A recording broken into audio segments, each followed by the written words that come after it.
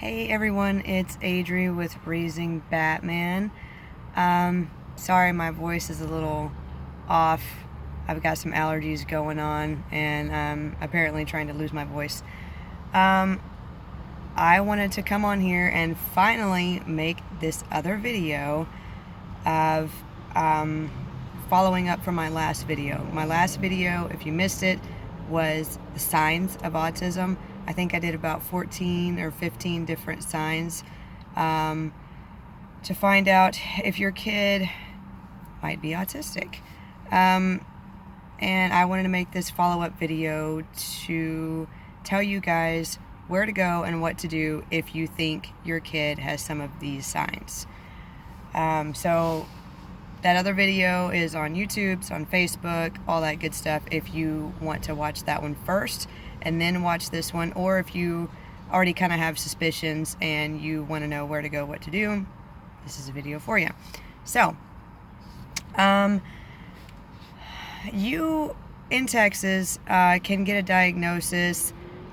I was always told around 3 years old. I've heard people of doing it earlier, as early as 18 months.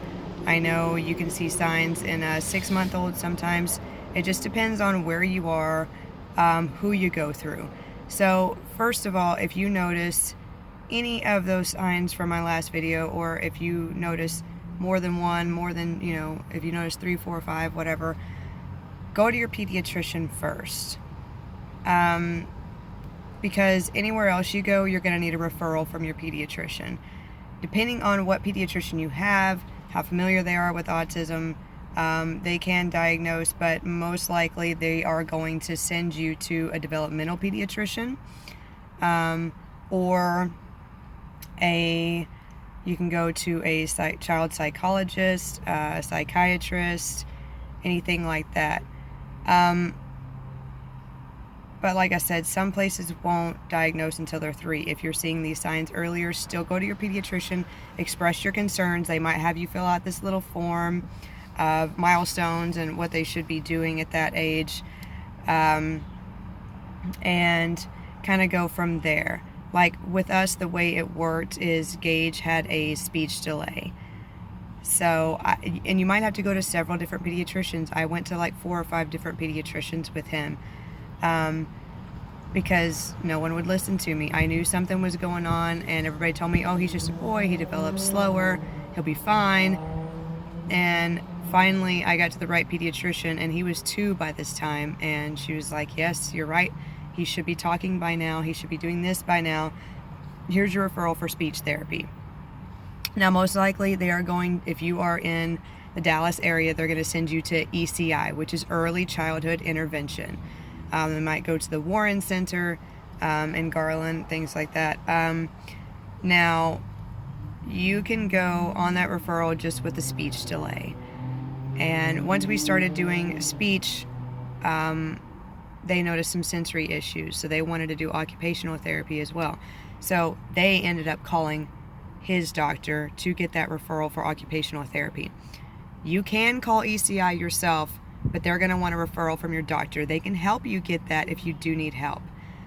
If you don't have a pediatrician that is kind of your regular, or you don't really know what to do, call your insurance, or if you want to find a psychologist, psychiatrist, something like that, you can ask your pediatrician and they might know of somebody in particular they can give you a referral to, or you can call your insurance.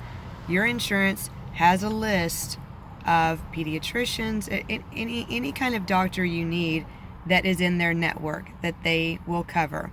It depends on what insurance you have. Some of them have like websites you can go to, some of them you can call them, but it depends too, because Gage had CHIP whenever we first started this process, and some people didn't take CHIP, and now he has Medicaid, children's Medicaid through SSI, so a lot more people take that. So we did speech and occupational for a while. Like I said, we were told he couldn't get a diagnosis till he was 3. And most ABA places and stuff like that won't start till they're 3, so it depends on where you go. Some start earlier, but most I've heard of start at about 3. So after he's gonna he aged out of ECI after 2 years old. And you can then go through the school district once they are 3 years old. Say if you notice these signs, you don't know until they're 3 years old. They'll be too old for ECI at that point, but you can go to the school district. You can call any school in your district that has special education programs. They have a program called Child Find, and I will put a photo of that in the link to this video. And they help you go through that whole process.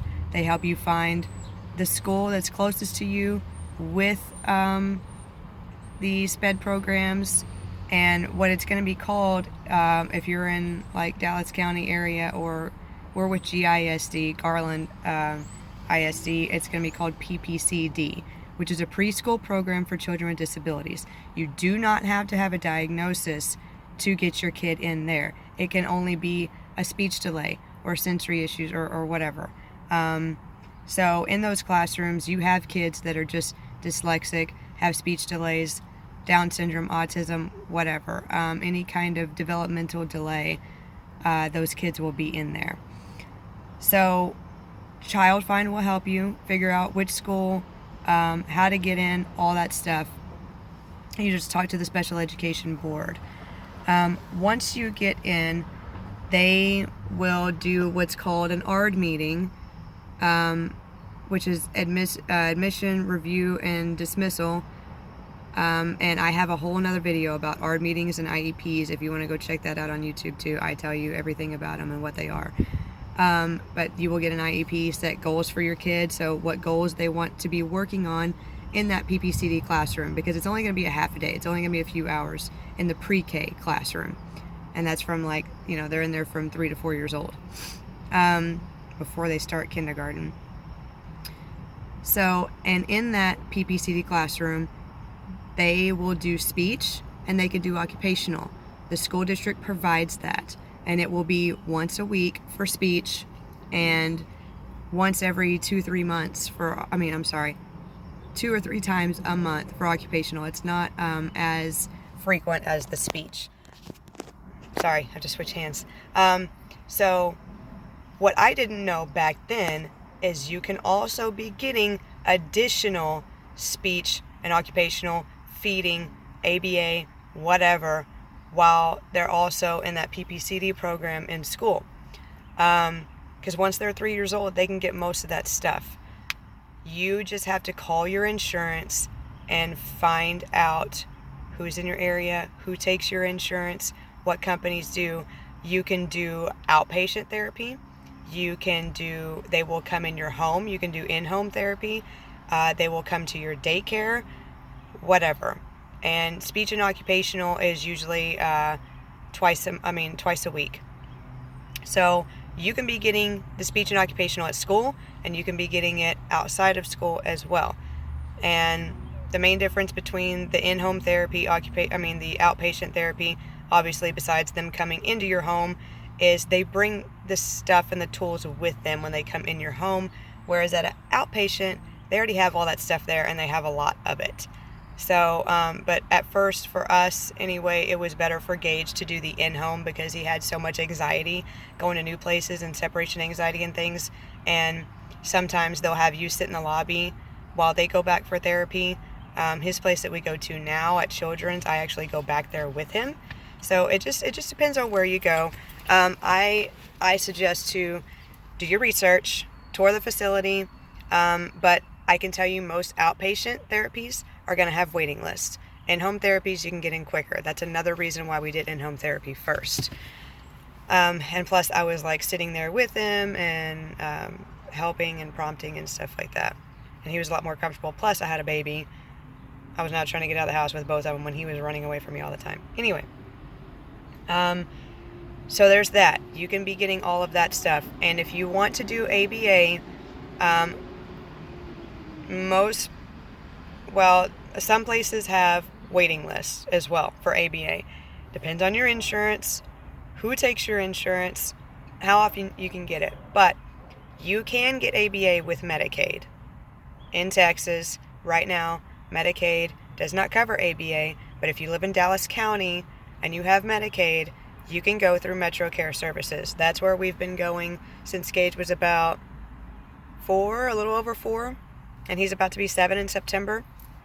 They start at 3 years old, and they do need a diagnosis first. So you can get that diagnosis through school, through PPCD, but you don't have to have a diagnosis to start PPCD. So once Gage was in PPCD for a little while, they kind of noticed some red flags, talked to me about it, we got him evaluated. And they diagnosed him. And Metro Care will need that, and they will also do their own evaluation and their own diagnosis.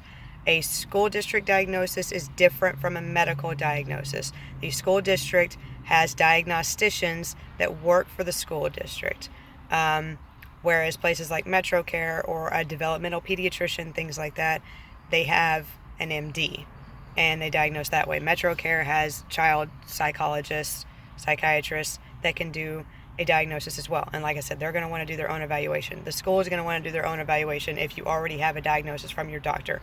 Everybody always wants to do their own evaluations and diagnosis, whatever. So if you start with a place like Metro Care, they're going to want all that information. They want your insurance, doctors, all that stuff. But they also help to put you on waiting lists for other services, for Medicaid waivers, for a ton of other programs that have like 10 to 15 year long waiting lists in Texas for services. Metro Care also does have a waiting list themselves. We were on a waiting list for about 8 months. That's why Gage didn't start till he was a little over 4, because once you get an evaluation, get all that process going, there was that waiting list. And they have a couple of different locations as well. So that's basically what you do. It's a lot of some advice I would give you as far as calling insurances and referrals from your doctors and all these therapy places. There's waiting lists for evaluations, waiting lists to get into the facilities. Don't wait on them to call you. You have to stay on them. You have to call them all the time. If they tell you, oh, yeah, we'll let you know when we get that referral, we'll give you a call. Don't wait. Call them every day, every other day. Hey, did you get that referral from my doctor? You didn't? Okay, let me call the doctor's office again and bug them. Did you send the referral? Did you send the paperwork? Otherwise, they're not going to call you. You're just going to sit there and they're going to forget about you, and you're going to get lost in their stack of paperwork. So, if you guys have any questions about what to do, where to go, you can always reach me, Facebook, messaging me. I have my email on Facebook. I have a YouTube, Twitter, Instagram. It's pretty easy to get a hold of me if you have any questions, but that's basically the gist of it. You start with your pediatrician and go from there. And like I said, it all depends on what insurance you have and where you can go for therapies, but you can call your insurance and figure all that stuff out. And your kid, another thing that I would say is, if you try one therapy center and it doesn't work out, don't give up. Try another one. That therapist or that center might not have been a right fit for your kid. But therapy might not be right for your kid. It just depends. Every kid is different. But don't give up. You have to fight for services. You have to fight with insurances. If they don't cover it, call them and bug them. Appeal it. I've had to switch insurances a few times, plans, because like AmeriGroup wouldn't cover his feeding therapy, so I had to switch over to Children's, and they did, no problem. So things like that. You just have to do your own research, tour the facilities, call your insurance, all that good stuff. There's always more services out there. Another thing I was always told is, you're doing the most you can for them, you're doing the best you can, because you got them in speech, you got them in occupational. There's always more. There's always something else you can be doing. Some of it's out of pocket. A lot of it insurance does cover, though. You can get a caregiver in your home. If you have traditional Medicaid, you can get, they don't call it respite for kids with autism, they call it home health care. You can get that. I get 18 hours a week of someone coming in my home and helping me. They can They can help clean, they can help cook, help feed them, diapering, changing, bathing, potty, whatever. It's very helpful. So there's all kinds of stuff out there, but just to get started and just to get them into those therapies, that's what you do, that's where you go. So I will post this video, and I'll probably make another live video in the group. If you haven't already joined the groups, DFW Autism Support Group. I have my Raising Batman Facebook page, like I said, YouTube and everything else. In my group, I do little giveaways, and we just gave away a shirt, and our next giveaway next week, I'm trying to get it to where you guys could see it here. I'm going to give away one of these cute little bracelets. It's a little autism awareness bracelet. You can see it's got the little puzzle piece, little hearts, a little thing that says love right there. Very soft, very cute. I love it. So stay tuned for that. Go check out my group, and I will talk to you guys next week. Thanks.